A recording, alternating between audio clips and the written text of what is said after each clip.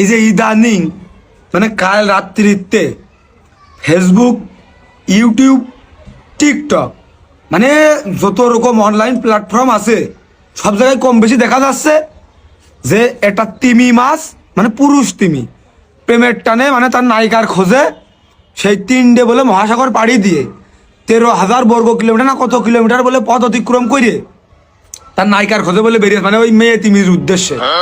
আচ্ছা, তাই এখন আমার প্রশ্ন হচ্ছে ওই তিমি মাছ যে ওর নায়িকা তিমির কাছে যাওয়ার জন্য 13,000 বর্গ কিলোমিটার পাড়ি দিয়েছে না কত কিলোমিটার পাড়ি দিয়েছে আর 3 ডে মহাসাগর পাড়ি দিয়েছে, এই কথাটা ও কার কানে কানে কয়ে গেল?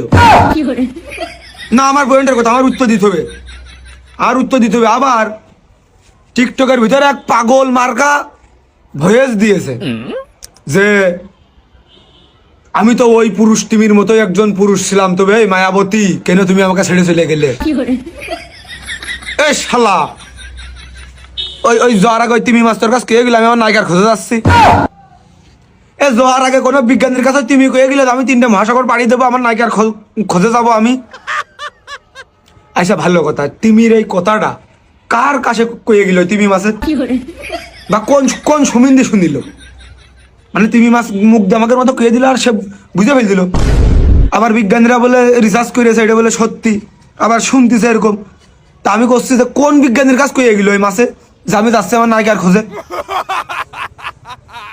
ও সুমিন্দিরা এইসব নিয়ে তোলবার না চালিয়ে ওই নিজেকে নায়িকাটার খোঁজ খবর রাখো ভালো করে, নাই মা লুকানো তোমার হাত ছাড়া হইলো।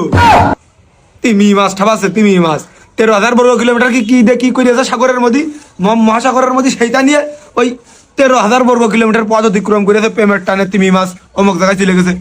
ওরা মাছে কার কাজ করেছে? কার কাজ করেছে এই কথা? সুমিন্দিরা খালি এদিক সেদিকে এক বাড়ার মাথা বালি শুধু এ ও মানে তিমি মাছে কথা কইতে পারো তোমাদের কাজ কয়ে দিয়ে গেছে যে আমি হচ্ছে যে নায়িকার খোঁজে যাচ্ছি। যা উত্তর দিয়ে যাবেন আপনারা, কার কাজ করেছে এই কথাটা? তিমি মাছে কার কাজ করেছে এই কথা?